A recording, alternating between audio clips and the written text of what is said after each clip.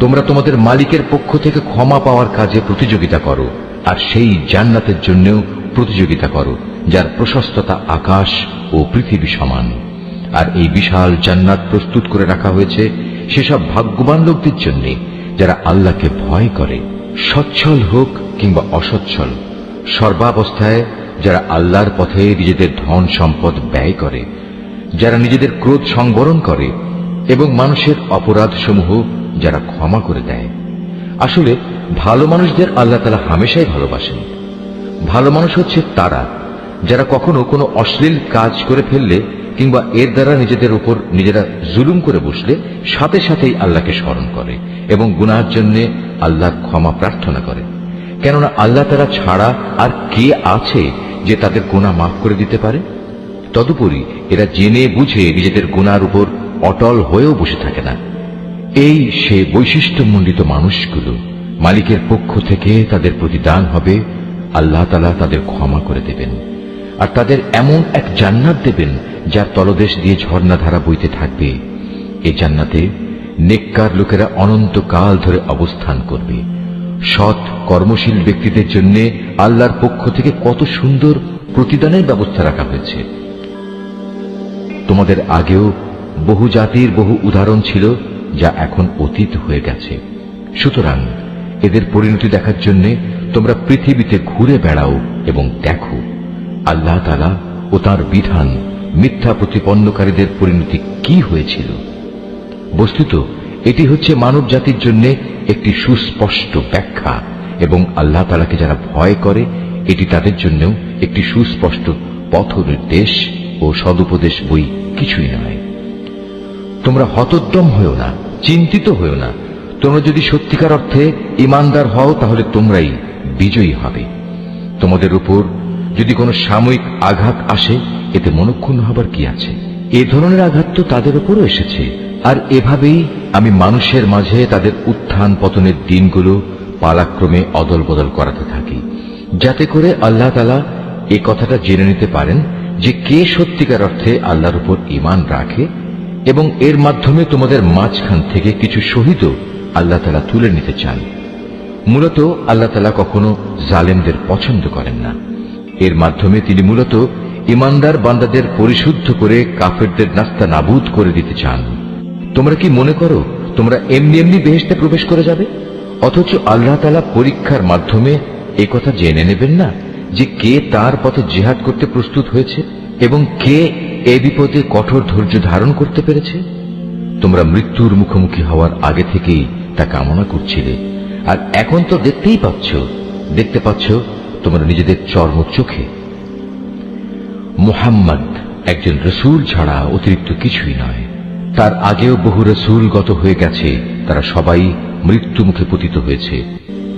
তাই সে যদি আজ মরে যায় অথবা তাকে যদি কেউ মেরে ফেলে, তাহলে তোমরা কি তার আনিত হেদায়েত থেকে মুখ ফিরিয়ে নেবে? আর যে ব্যক্তি এ থেকে মুখ ফিরিয়ে নেয় সে কখনো আল্লাহর দ্বীনের কোন রকম ক্ষতি সাধন করতে পারবে না। আল্লাহ তাআলা অচিরেই কৃতজ্ঞ বান্দাদের প্রতিফল দান করবেন। কোন প্রাণী আল্লাহর সিদ্ধান্ত ও অনুমতি ছাড়া মরবে না। আল্লাহ তাআলার কাছে প্রত্যেকটি প্রাণীরই মৃত্যুর দিনক্ষণ সুনির্দিষ্ট হয়ে আছে। এর পরেও যে ব্যক্তি পার্থিব পুরস্কারের প্রত্যাশা করে, আমি তাকে এ দুনিয়াতেই তার কিছু অংশ দান করব। আর যে ব্যক্তি আখিরাতের পুরস্কারের ইচ্ছা পোষণ করবে, আমি তাকে সে চিরন্তন পাওনা থেকেই এর প্রতিফলন দান করব, এবং অচিরেই আমি আমার প্রতি কৃতজ্ঞদের যথার্থ প্রতিফল দান করব।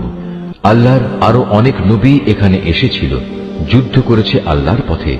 তার সাথে আরো যুদ্ধ করেছে অনেক সাধক ও জ্ঞানবান ব্যক্তি। আল্লাহর পথে তাদের উপর যত বিপদ মুসিবতি এসেছে তাতে কোনোদিনই তারা হতাশ হয়ে পড়েনি, তারা দুর্বলও হয়নি, বাতিলের সামনে তারা মাথাও নত করেনি। এ ধরনের ধৈর্যশীল ব্যক্তিদেরই আল্লাহ তাআলা ভালোবাসেন।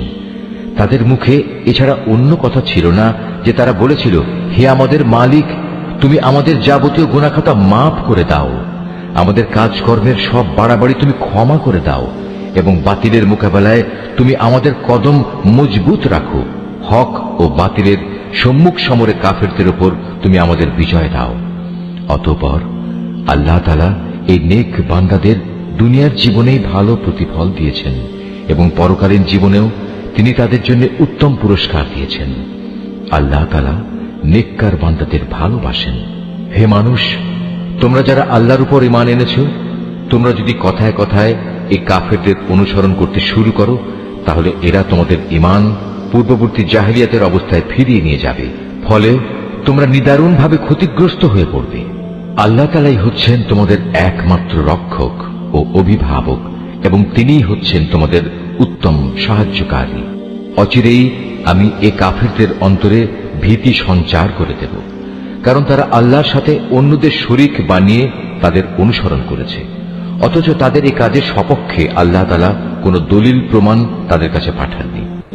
এদের শেষ গন্তব্যস্থল হচ্ছে জাহান্নামের আগুন। জালেমদের বাসস্থান এই জাহান্নাম কত নিকৃষ্ট! ওহদের ময়দানে আল্লাহ তাআলা তোমাদের যে সাহায্য দেওয়ার প্রতিশ্রুতি দিয়েছিলেন তা তিনি পালন করেছেন। যুদ্ধের প্রথম দিকে তোমরা আল্লাহর অনুমতি ও সাহায্য নিয়ে তাদের নির্মূল করে যাচ্ছিলে। পরে যখন তোমরা সাহস ও মনোবল হারিয়ে ফেললে এবং আল্লাহর রসুলের বিশেষ একটি আদেশ পালনের ব্যাপারে মতপার্থক্য শুরু করে দিলে, এমনকি আল্লাহর রসুল যখন তোমাদের ভালোবাসার সেই জিনিস তথা আসন্ন বিজয় দেখিয়ে দিলেন, তারপরেও তোমরা তার কথা অমান্য করে তার বলে দেয়া স্থান ছেড়ে চলে গেলে। তোমাদের কিছু লোক ঠিক তখন বৈষয়িক ফায়দা হাসিলে ব্যস্ত হয়ে পড়ল। তখনও তোমাদের কিছু লোক পরকালের কল্যাণী চাইতে থাকল। অতঃপর আল্লাহ তাআলা এর দ্বারা তোমাদের ঈমানের পরীক্ষা নিতে চাইলেন এবং তা থেকে তোমাদের অন্যদিকে ফিরিয়ে দিলেন। অতঃপর আল্লাহ তাআলা তোমাদের মাফ করে দিলেন। আল্লাহ তাআলা হামেশাই ঈমানদারদের উপর দয়াবান।